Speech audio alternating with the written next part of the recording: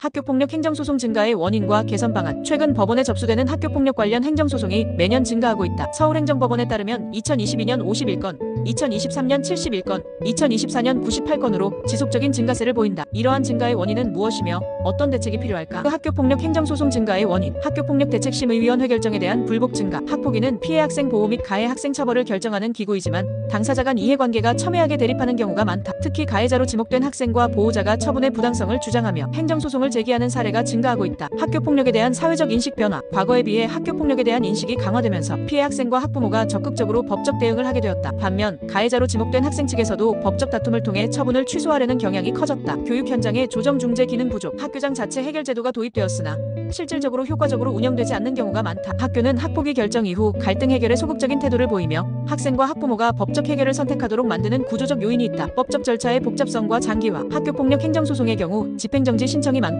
본안 사건보다 더 깊이 있는 심리가 진행되는 경향이 있다. 이는 소송 과정이 길어지게 만들며 학습권 침해나 정서적 부담을 초래할 수 있다. 개선 방안. 학교폭력 사건의 사전 조정 강화. 법적 분쟁으로 가기 전에 조정 절차를 활성화할 필요가 있다. 법원 또는 교육청 차원의 학교폭력 조정센터를 운영하여 전문가 개입 방식이 효과적일 수 있다. 학교장 자체 해결 제도의 실효성 강화. 경미한 학교폭력 사건은 학폭위가 아닌 학교장이 자체적으로 해결할 수 있도록 되어 있으나 실제로는 학교가 책임을 지지 않으려는 경향이 있다. 학교가 적극적으로 개입할 수 있도록 교사 학교장의 역량 강화 교육이 필요하다. 피해 학생 보호 및 지원 체계 강화. 사회복지적 관점에서 피해 학생에 대한 심리정서 지원이 더욱 체계적으로 이루어져야 한다. 학교폭력 피해자의 트라우마를 최소화하고 원활한 학교 복귀를 돕는 프로그램이 필수적이다. 가해 학생 선도 및 교화 프로그램 도입. 가해 학생에 대한 단순 처벌이 아닌 심층적인 교화 선도 프로그램이 필요하다. 학교폭력 예방 교육을 강화하고 재발 방지를 위한 심리, 상담 및 사회봉사 프로그램을 운영해야 한다. 신속한 행정소송 절차 마련. 행정소송이 장기화되면서 학생들의 학습권과 미래에 영향을 미치지 않도록 신속한 심리 및 조정 절차를 마련해야 한다. 특히 행정소송 과정에서 임시조치의 기준을 명확히 하고 조속한 결정을 유도하는 법적 제도적 장치가 필요하다. 결론. 학교폭력 행정소송의 증가는 단순한 법적 문제를 넘어 교육, 행정, 사회복지 전반에 걸친 해결책이 요구되는 사안이다. 법적 대응을 최소화하면서도 피해자 보호와 가해자 교화를 동시에 이루기 위해서는 법원, 교육청, 학교, 사회복지기관이 유기적으로 협력해야 한다. 단순히 소송을 줄이는 것이 아니라